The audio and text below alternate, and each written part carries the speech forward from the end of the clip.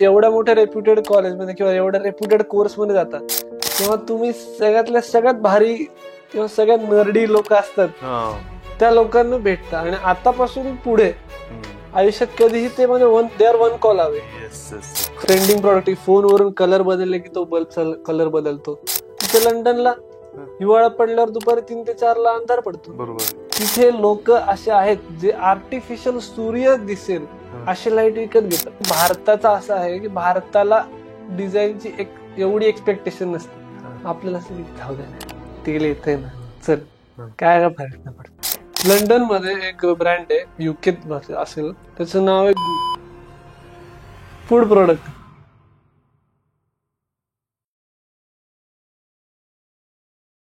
नमस्कार मित्रांनो, cutting by meeting by Chetan Patil या पॉडकास्ट वर तुम्हा सगळ्यांचं पुन्हा एकदा स्वागत आहे.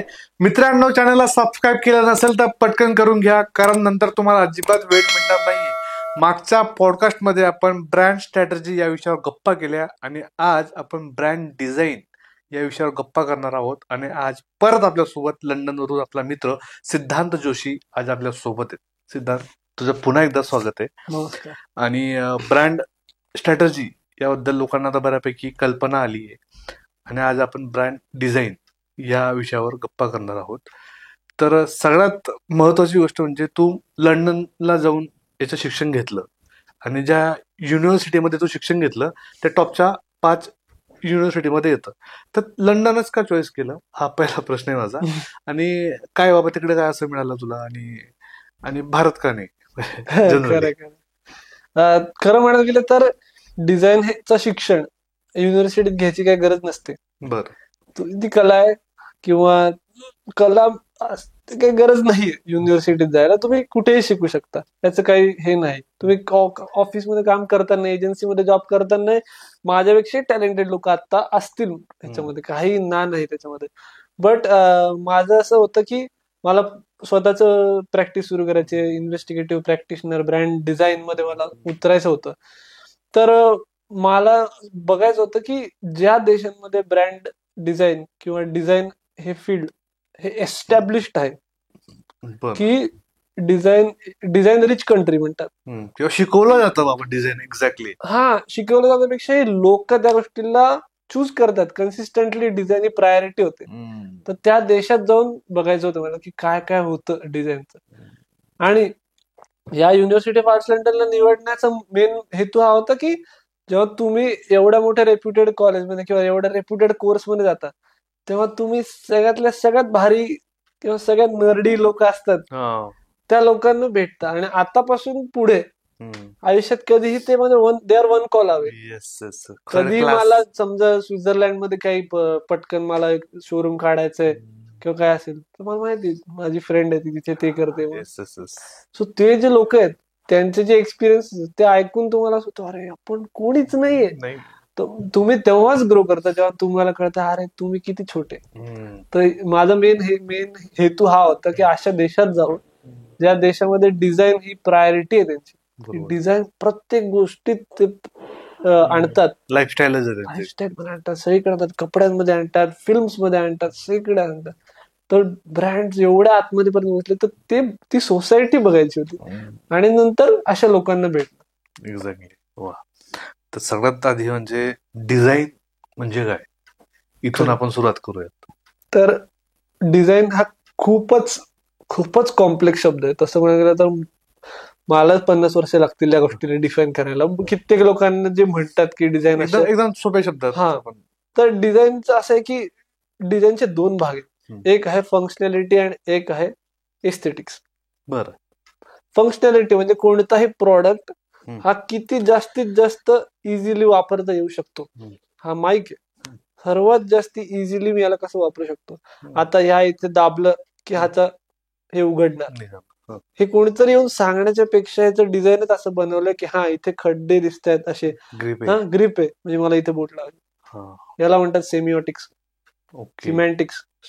शब्द चुकला असेल तर त्या गोष्टीला बघूनच कळणे की काय करायचंय. तर हे प्रॉडक्ट डिझाईनचा भाग आहे. लाईफ सोपं करण्याचं काम करतो ते. सोपं करण्याचं काम. तर हा प्रॉडक्ट डिझाईनचा भाग होतो. फंक्शनॅलिटी. आता ह्याच्या नंतरचा भाग सुंदरता. मग आपल्या चर्चेत उदाहरण आलं की कोणत्या तरी किड्याला मारायचंच म्हटलं तर झुरळाला मारलं जातं, फुलपाखराला नाही मारलं जातं. दोघं किडेच आहेत kind of.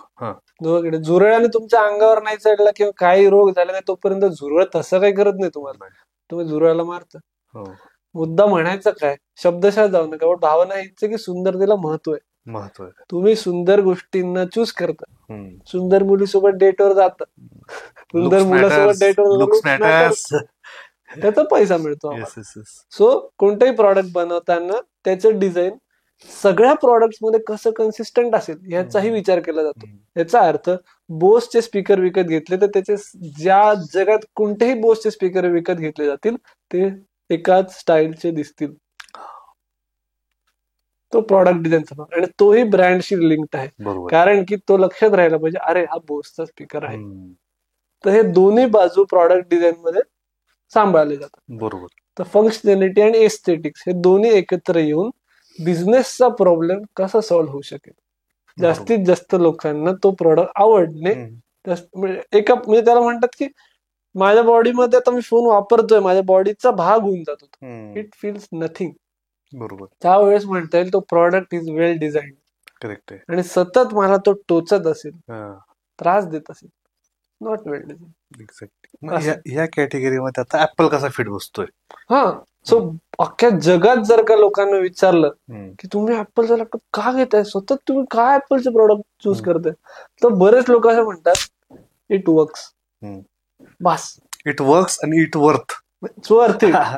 But it works म्हणजे त्यांचं म्हणणं की हा इतका कम्फर्टेबल बनवून टाकलाय, त्याचा ट्रॅकपॅड असं बोट फिरवता सटकून जाईल, एवढा स्मूथ बनवलाय की तुम्हाला त्याच्यातले फ्रिक्शन पॉइंटच ठेवले नाहीत. तर ते डिझाईनला बारीक बारीक बारीक बारीक पॉइंट ऑफ व्ह्यू वर त्याचं युजर जर्नी मॅप केला जातो आणि त्यातले फ्रिक्शन पॉइंट एलिमिनेट केले जातात. आणि मग असं होतं की हा प्रॉडक्ट मी सोडूच शकत नाही, कारण की तुम्हाला कोणीतरी एक लाईफ पार्टनर मिळतो, कोणीतरी गर्लफ्रेंड मिळते, आणि तुम्हाला असं वाटतं अरे हिने मला किती छान समजून घेतलंय, हिला बरोबर कळतं, आता मला परीक्षा आहे, टेन्शन आलंय, आणि मला मेसेज करते सिद्धांत घाबरू नको रे, सगळं छान आहे. अरे मेरीवाले अलग यार, मेरीवाले अलग आहे. हेच ब्रँड सोबत ते समजून घेतात की चेतन पाटील आज रेकॉर्ड करणार आहे, तर त्या माईकने त्याला कमीत कमी त्रास दिला पाहिजे. बरोबर. तर सगळे प्रॉब्लेम शोधून काढतात आणि डिझाईन करतात. एक्झॅक्टली. मग तो जास्तीत जास्त प्रमाणात लोकांना आवडतो. बरोबर. आता आपण सहज त्याने एक एक्झाम्पल दिलं की त्याचा लॅपटॉप पडलेला आहे, तर तो असा ओपन होतो, बाकीचे लॅपटॉप एका हाताने ओपन होत नाही, त्याला खाली धरून ठेवायला लागतं. मग त्याला ते म्हणजे इतके लहान लहान गोष्टी मॅटर्स करतात आणि त्या सोपं आहे ते एकदम वापरायला. एक्झॅक्टली. तर हे झालं आपलं डिझाईन्स. इचिंग नको व्हायला पाहिजे, वापरायला सोपं पाहिजे. व्हॉट अबाउट फंक्शनॅलिटी, कारण की फक्त डिझाईनसाठी जो कोणी लाखभर रुपये मोजणार नाही ना, तर फंक्शनॅलिटीज मध्ये कसं त्याला डिफर करता येईल. सो आता मला त्याचं नाव आठवत नाही, बट एक माणूस होता माझ्या कॉलेजमध्ये आला होता, त्या माणसाने ते मिलियन कलर्सचे बल्ब बनवले असतात, माहिती तुम्हाला. एक आपलं ट्रेंडिंग प्रॉडक्ट, फोनवरून कलर बदलले की तो बल्बचा कलर बदलतो, असं एक फेमस प्रोडक्ट आहे, सापडून जाईल सगळ्यांना, खूप फेमस आहे. त्याचा पेटंट त्याच्याकडे होता. त्याचा अर्थ त्याने एक नवीन पॉइंट ऑफ व्ह्यू शोधून काढला की नॉर्मल लोकांना एकच पांढरा कलर का किंवा पिवळाच कलर का, कोणतेही कलर वापरू शकतो. मग त्याने त्या प्रॉडक्ट मध्ये मिलियन कलर्स कसे आणू शकतात हे त्याने क्रॅक केलं, आणि मग तो पेटंट या सगळे फिलिप्स आणि यांनी त्यांनी विकत घेतला, आणि मग तो डिझायनरने पैसे कमवले असतील ऑब्व्हियसली. तर फंक्शनॅलिटीचा प्रॉब्लेम कसा सॉल्व्ह केला की त्याने ऍक्च्युअली फाइंड आउट केलं की ही गरज आहे मार्केटमध्ये, की अरे बरेच लोकांना आज पार्टी करायची त्यांना पांढरा लाईट नाही बरोबर वाटत, किंवा मग रात्री बल्ब लावा लागतो 0, ओके, आणि सकाळी व्हाईट. एका घरात 2 लाईटची गरज नाहीच आहे, एका लाईट वरून तुम्ही सगळं काही हँडल करू शकता. आणि अजून दुसरं टोक सांगतो, हे तर भारत आहे, तर सूर्याचा माप आहे सूर्य. तिथे लंडनला हिवाळा पडल्यावर दुपारी 3 ते 4 ला अंधार पडतो. बरोबर. तिथे लोक असे आहेत जे आर्टिफिशियल सूर्य दिसेल असे लाईट विकत घेतात. बापरे. कारण की सूर्यच दिसत नाही, त्यामुळे त्यांना डिप्रेशन येतं आणि मेंटल ट्रॉमॅटिक वाटतं, म्हणून ते असे प्रोडक्ट विकत घेतात. टाइम समजत नाही. मग आता हा प्रोडक्ट कदाचित तिथे वापरला जाऊ शकतो, थोडा बदलला तो वापरू शकतो. असे माणसाच्या डेली आयुष्यातले प्रॉब्लेम शोधले जातात आणि त्याच्यावरती सर्वात इनोव्हेटिव्ह आणि सर्वात युजर फ्रेंडली प्रॉडक्ट डिझाईन केले जातात आणि त्याच्या अराउंड ब्रँड बनवले जातात. तर मी मग तराजू म्हटलं होतं की एक ब्रँड आहे आणि एक प्रॉडक्ट आहे. तर डिझाईन मध्ये प्रॉडक्ट तो वेबसाईट असू शकतो, ऍप असू शकते, कॅमेरा असू शकतो, काही असू शकतो. तर तो प्रॉडक्ट किती असा बनवू शकतो की तो मी सोडूच नाही शकत. ऍपल लिटरली मी मॅकबुक घेतलेला आहे. मी आता नवीन लॅपटॉप घ्यायचं म्हटलं तर मी मॅकबुक शिवाय राहूच शकत नाही. म्हणजे मला दुसरं मी विंडोजला जाऊच शकत नाही. कम्युनिटी बिल्ड झाली, ट्रस्ट. मी ते प्रेमात आहे ते. आणि त्यापेक्षा बेस्ट कोणी देऊ शकत नाही. काय तुझ्या अपेक्षा वाढल्या जातात ना, म्हणजे हो भाई होगा तो इसके ऊपर दे ना. हा आता तुम्हाला ह्याचं वरच द्यावं लागेल. अरे विंडो खराब झाली माझी, ते परत ते होणार नाही ना, ते परत शक्यच नाही. असं आहे ते.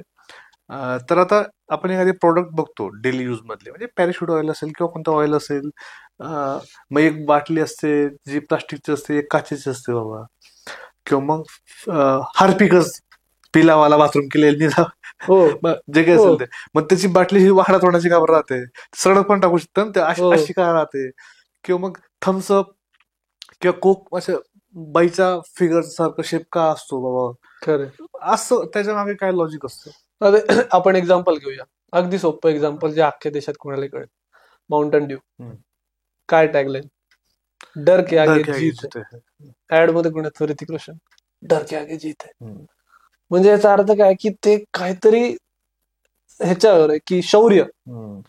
मग त्याचं जो प्रॉडक्ट आहे ते असं एकदम सुंदर असं गोलगोल बनवून चालेल का, थोडस रिजिड एजी डोंगराच्या खडकांसारखं असं थोडस आहे, पडलं की फुटला पाहिजे. मग ते आणि तिथे तो रंगही त्यांनी तसा थोडा चमकणारा घेतला की डोंगरात जरी कोणी लांबून बघ की हा हे माउंटन ड्यू पिराय, डर लग रहा है इसको, बट ही नोज की याच्यानंतर हे होईल. सो करेजला मॅच करण्यासाठी माउंटन ड्यू नाव घेतलं गेलं.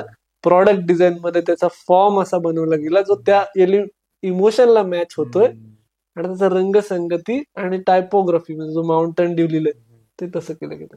एक्झॅक्टली.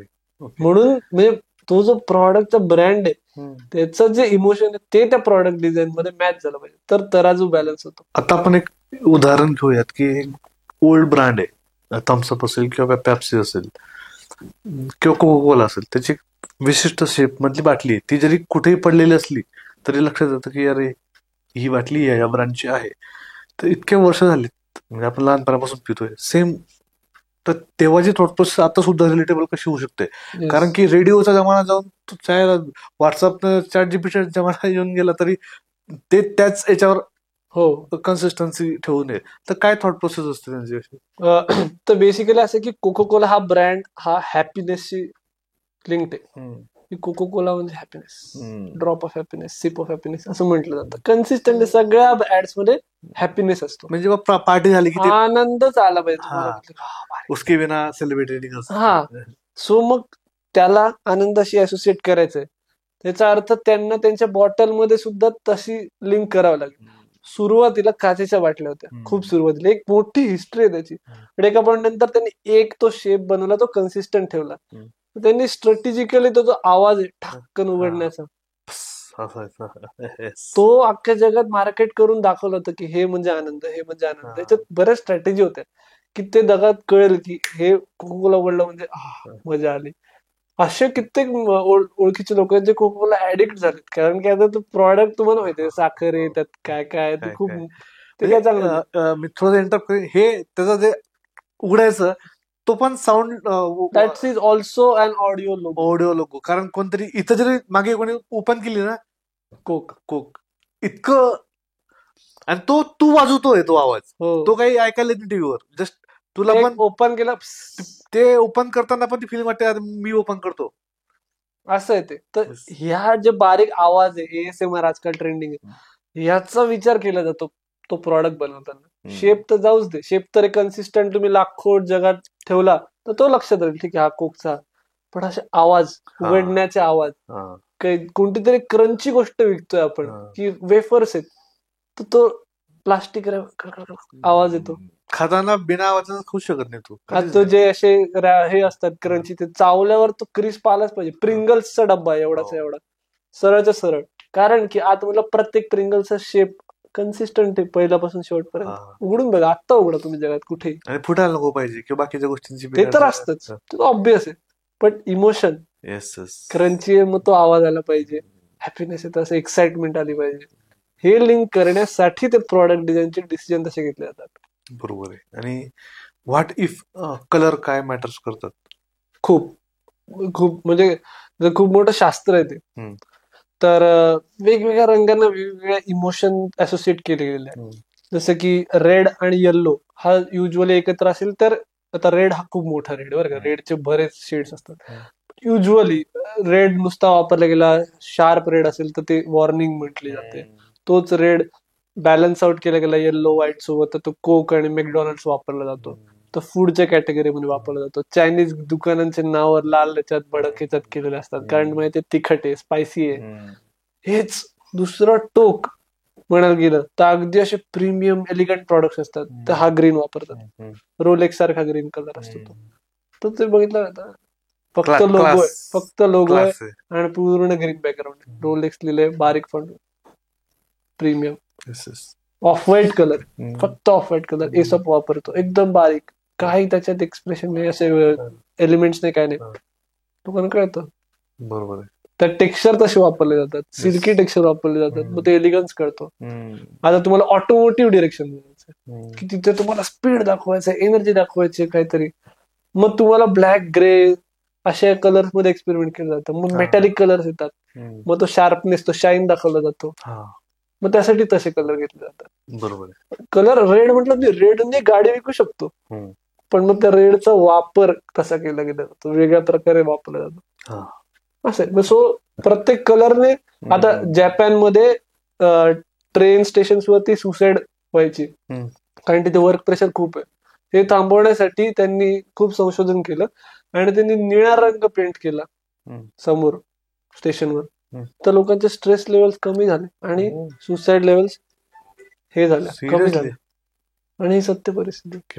सो रंगांनी खूप फरक पडतो. तुम्ही अख्खा घर लाल करून टाका, तुम्हाला कळेल की काय तुमची विचारसरणी होती, भांडण होती. हो, सबकॉन्शियस मॅटर. दवाखान्यात बघतो आपण हलके कलर असतात, लाईट्स किंवा पडदे ग्रीन कलरचे असतात. हिलिंगला नेचर कनेक्टेड असल्यामुळे हिलिंगला तुम्हाला बरं असतं. ही तीच थेरी का, जसं तुम्ही म्हटले की रेड दाखवतं की सतर्क वा अलर्टनेसचा इश्यू आहे. जेव्हा नेटफ्लिक्स येतं की अलर्ट, आता बघायला सुरुवात कर बाबा, असं फोन बघतो डुडू, चला लाईक. ओके, ते सबकॉन्शियस नजेस आहेत, तर त्यांना अलर्ट नसतं करायचं, बट ते अख्खा होलिस्टिक एक्सपिरियन्स असं करतात की अरे काहीतरी भारी होतं. सो त्या रेडचा वापर ते वेगळ्या प्रकारे करतात. बरोबर. अमेझॉन सारखे जे कंपनी आहेत किंवा मग फेसबुक सारखी कंपनी, कसं ते माणसांच्या इमोशन सोबत त्यांच्या ब्रँडला घेऊन किंवा ब्रँड डिझाईन्सला घेऊन वर्क करत असतं. हो. सो आता अमेझॉनचं एक उत्कृष्ट उदाहरण द्यायचं म्हटलं तर सगळे डिझाईन या जगात बनतात ना, हे बिझनेस प्रॉब्लेम सॉल्व्ह करण्यासाठी असतात, धंदा करायचा. जे बिझनेसला काय दान धर्म करायचे नाही, धंदा करायचा. तर अमेझॉन सुरू झालं होतं पुस्तक विकण्यापासून, बरोबर की नाही? जास्तीत जास्त पुस्तक विकायला लागले आणि मग ते प्रसिद्ध झालं, मग नंतर बाकीच्या गोष्टी आल्या. त्यानंतर त्यांनी अजून सुद्धा किंडल नावाचा प्रोडक्ट ठेवलाय, त्याच्यावरती पुस्तकं वाचता येतात, सगळ्यांना सर्च केलं तर मिळेल. तर जास्तीत जास्त पुस्तकं ई बुक्स मध्ये विकले जावे यासाठी काय करता येईल म्हणून त्यांनी एक प्रॉडक्ट डिझाईन केलं, त्याचं नाव होतं किंडल. तर प्रॉडक्ट डिझाईन मध्ये त्यांनी काय केलं की एकतर प्रॉडक्ट असा बनवायचा ज्याने ताणच येणार नाही, कारण पुस्तक वाचता ताण येत नाही एवढा, पण तुम्हाला ई बुक घ्यायचंय. आता ई बुक नुसतं विकत घेतलं तर अमेझॉनचा फायदा कसा होईल? मग त्यांनी किंडल प्रॉडक्ट विकत घेतलं पाहिजे. मग आता किंडल प्रॉडक्ट म्हणजे तो टॅब असतो, तो टॅब का विकत घेतील? कारण की मी लाखो पुस्तकं त्याच्यात डाउनलोड करून ठेवू शकतो आणि मी कुठेही घेऊन जाऊ शकतो, कितीही काही वजन नसताना. त्याच्यावर जास्तीत जास्त पुस्तकं माझ्या कस्टमरने वाचावी म्हणून काय करता येईल, तर ते वाचतानाचा जे एक्सपिरियन्स आहे तो इतका सोपा करायचा, त्याचा ब्राईटनेस त्यांनी असं मॅनेज केलं, त्याचा स्क्रीन इंटरफेस त्यांनी असा डिझाईन केला की तुम्हाला श्रमच पडत नाही वाचताना. त्याच्यावर त्यांनी एक स्पेसिफिक फॉन्ट बनवला, टाइपफेस, तो असा वाचता, तो वाचत गेलो त्या स्पेसिफिक फॉन्ट मध्ये, तर तुम्ही फास्ट वाचता. अच्छा, म्हणजे तुमचा मित्र आहे, तुमच्यासोबत बसलाय आणि तो तेच पुस्तक वाचतोय आणि तुम्ही ते पुस्तक वाचताय. साधारण तुम्ही वाचनात सेम होते, पण तुम्ही ते पटपट वाचून पुस्तक संपवलं तर शाळेत जाऊन तुम्ही काय म्हणाल, माझं झालं, म्हणलं झालं, आणि मग तो म्हणलं अरे हो झालं माझं. मग लोक म्हणतील अरे हा वाचनात फार हे बरं. मग लोक म्हणतील अरे हा तर वाचतो खूप, मग तुम्ही अजून एक पुस्तक विकत घ्या. लोक मला म्हणतात मी वाचतो, मी जरा वैचारिक आहे, अजून एक पुस्तक विकत घ्या. मग धंदा कोणाचा झाला. सिरियसली आता आपण बऱ्याच वेळेस पीडीएफ ओपन करतो, ऑडिओ सॉरी काय म्हणतात बुक रीड करण्यासाठी, ठीक आहे, आणि ती वाचताना मजा येत नाही. ते खालीवरती होऊन जातं, स्क्रोल करताना ते इकडे झालं जातं, अरे कोणत्या पान नंबर होतो आपण, खूप त्रास होतो बस. त्याच्यापेक्षा आपण काय करतो, डायरेक्ट बुक ऑर्डर करायची, रीड करायचं, किंवा ब्राईटनेस वाढतो, रात्री रीड करता येत नाही, प्रवासामध्ये जास्त असं होतं आणि आपल्याला फोकस करता येत नाही, किंवा मग वरती करताना एकदम फार वरती होतं, लाईक दॅट. हे खूप बॅड एक्सपिरियन्सेस येतात. हे सगळ्या बारीक गोष्टी त्यांनी नोट डाऊन केल्या, युजरनी मॅप केलं आणि ते फ्रिक्शन पॉईंट प्रोडक्ट डिझाईन आणि युएक्स डिझाईन मध्ये सॉल्व्ह केलं. युजर एक्सपिरियन्स डिझाईन रीडिंग करता येतं बाबा प्रॉपर, त्यासाठी त्यांना माहिती आहे की हे पुस्तक मध्ये गाणी येणार नाही, दुसरे काही डिस्ट्रॅक्शन येणार नाही, फक्त पुस्तक. वा. आणि मग अख्ख्या सोशल इंटरॅक्शन मध्ये कोणाच्या हातात किंडल दिसलं, वैचारिक आहे, पुस्तकं वाचतो. आणि असं की फ्युचरिस्टिक थोडं, किंवा नुसते पुस्तकं नाही घेत. कारण की असंही एक घटक आहे समाजाचा, भारतात छोटा आहे पण परदेशात मोठा आहे, की जो निसर्गाचा विचार करतो. त्याला त्या लोकांना सस्टेनेबिलिटी हा कॉन्सेप्ट माहितीये, की निसर्ग आपण असे प्रोडक्ट विकत घ्यायचे ज्याने निसर्गाची हानी कमीत कमी होईल आणि लॉंग टर्म चालणार असतील. तर हे प्रोडक्ट घेतल्याने मी हार्डबाउंड पुस्तकं नाही घेते, म्हणून निसर्गाचा नाश होत नाही, झाडं कमी कापले जातील, आणि हाही मेसेज मी मार्केटमध्ये दाखवतोय. ओके, मी इको फ्रेंडली. हे मेसेज मला सांगायच्या लोकांना, हा माझा प्रॉब्लेम आहे, हे अमेझॉनला माहितीये, आणि हे सगळे प्रॉब्लेम ते एका प्रोडक्ट मध्ये सॉल्व्ह करताय, म्हणून त्यांचा धंदा होतोय, माझा फायदा होतोय. वा वा, नाव पण अमेझॉन असेल, याला म्हणतात डिझाईन. वा वा, म्हणजे इतकं गुंतवून टाकायचं की तो बाहेरच येऊ शकतो, अपेक्षेपेक्षा असं द्यायचा प्रयत्न करायचा. Great great great. आपण आता भारतातल्या काही प्रोडक्ट बद्दल जर सांगायचं म्हटलं तर, जसं आता तेलाची बाटली असते, ऑइल, ते ब्ल्यू कलर असं वापरतो आपण, ब्ल्यू कलर, कारण की एखाद्या ब्रँडने जर एक कलर इम्पोज केला तर बाकीचे सब ब्रँड्स असतील तोच कलर मोस्टली फॉलो करायचा प्रयत्न करतात, कारण की त्यांचे स्ट्रगल कमी होतं, की अरे मी पिवळ्या कलरची तेलाची बाटली आणली तर ते अरे ते कमीत कमी विचार करावा लागतो, तो कॉन्फ्लिक्ट ब्रेक होतो खूप. म्हणजे तो ऑडियन्स ऍक्सेप्टच करत नाही की तेल म्हणजे ब्ल्यू इतकंच, तर तो कसा मॅटर करतो. सो निळ्या रंगाचा तेलाशी असा स्पेसिफिक संबंध नाहीये, बट वर्षानुवर्ष पॅराशूटने हे कन्सिस्टंटली दाखवलं गेलं की निळी वाटली या शेपची तेल, म्हणून बाकीच्या ब्रँड्सने ती गोष्ट कॉपी केली, कारण की स्ट्रेस बिल्ड झाला. कारण की भारताचा असं आहे की भारताला डिझाईनची एक एवढी एक्सपेक्टेशन नसते, आपल्याला असं जाऊ दे ना, तेल येतंय ना, चल काय फरक नाही पडत. अजूनही आपण असं म्हणतो हे मॅगी आण रे, खरंच मॅगी आहे का ती? नाही.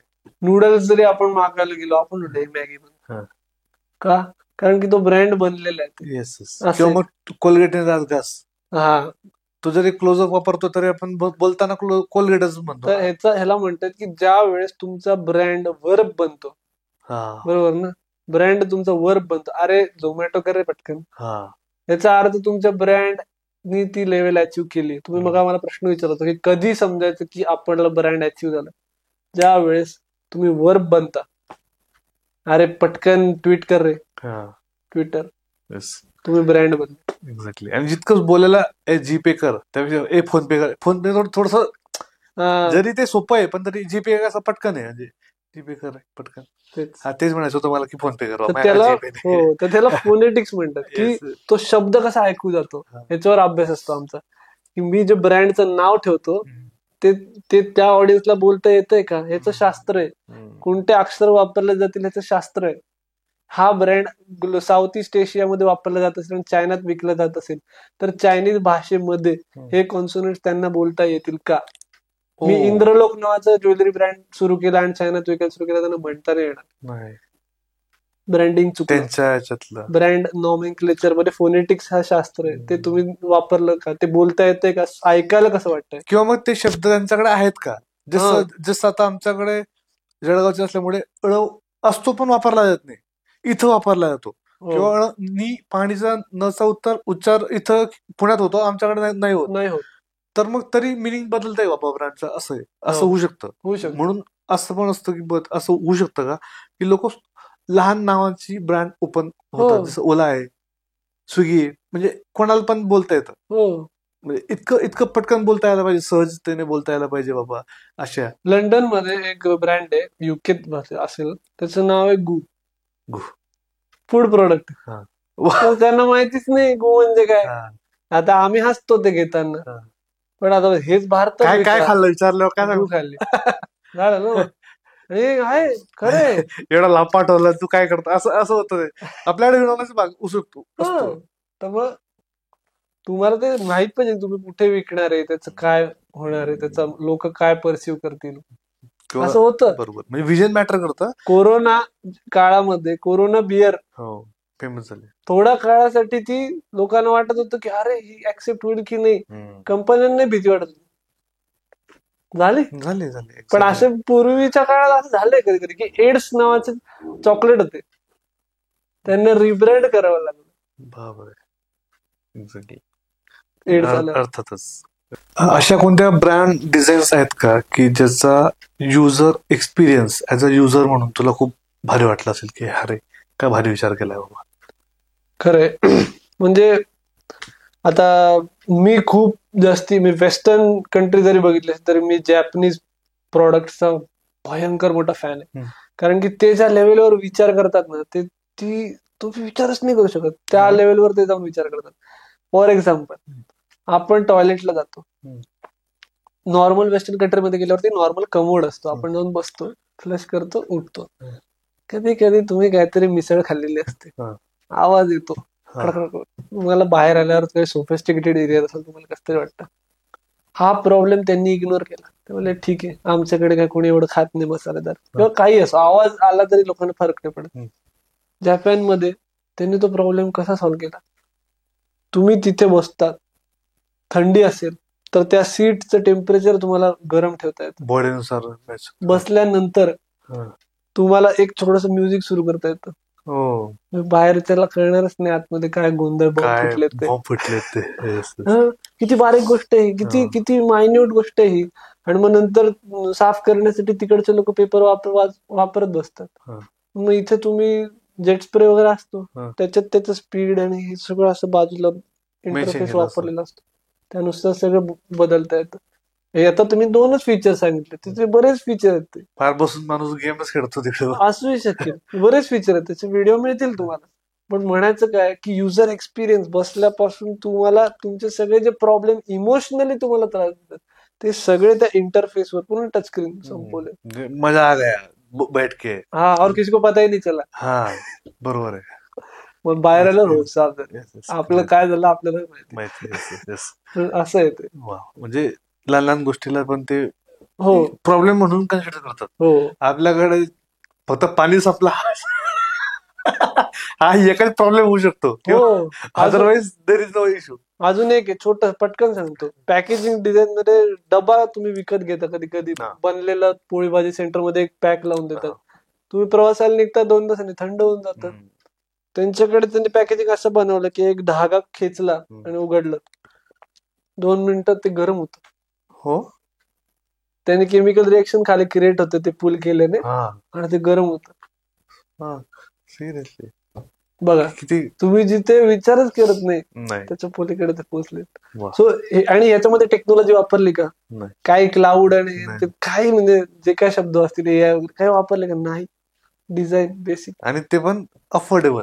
बरोबर आहे. नाही तर लोक आता आपल्याला काय निघतं, मग डबे जशी बनवा की ज्याच्यात गरम असेल, किंवा मग आता इलेक्ट्रॉनिक डबे पण यायला लागलेत की हे करतात, पण ते अफोर्डेबल नसतात. 5-5 हजारासाठी फिन, मग आपण विसरून जायचा दाख असतो.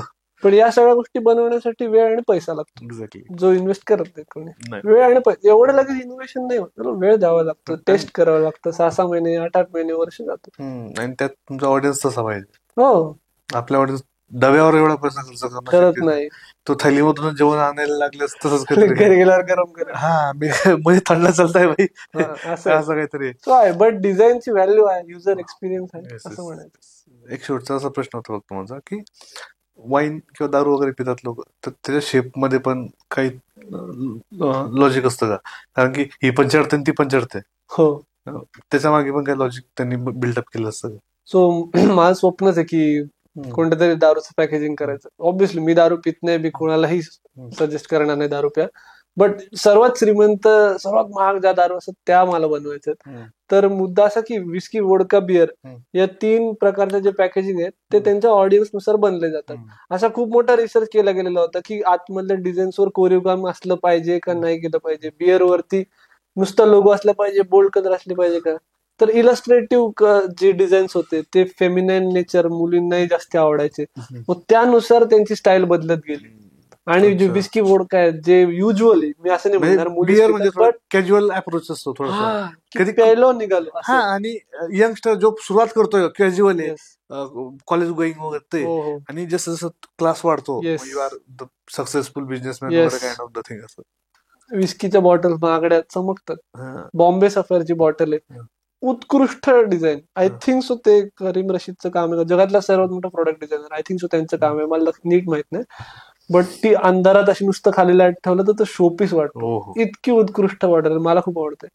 तर मुद्दा हा की त्या कोण पिणार आहे, कोणत्या लेवलचा माणूस पिणार आहे त्याच्यावरती त्याचं डिझाईन ठरतं. आल्या आल्या एक्सपिरियन्स आला. आता सुद्धा ओल्ड मंकचे पण फॅन, बॉटलचे फॅन आहेत. ओल्ड मंकची बॉटल घेतली होते, बट पिणारे कोण आहे? पिणारे कॉलेजचे पोरं असतील का साधे. तर खरंच भारी वाटलं. आता मी आणि माझे प्रेक्षक जेव्हा काहीतरी प्रोडक्ट बघणार तेव्हा त्यामागचं लॉजिक शोधायचा प्रयत्न करतील लोक, की हे असंच का असेल, वॉच अशीच का असणार आहे, कलर असे का असणार आहे, ते त्यांच्या डोक्यात सुरू होऊन जाईल असं मला तरी वाटतं. आणि नवीन गोष्टी आपण तुझ्याकडनं शिकलो, तर thank you so much for coming. आणि thank you so much for watching this video guys. Like करा, शेअर करा, सबस्क्राईब करा आणि बेल आयकनला क्लिक करायला विसरू नका. Thank you so much.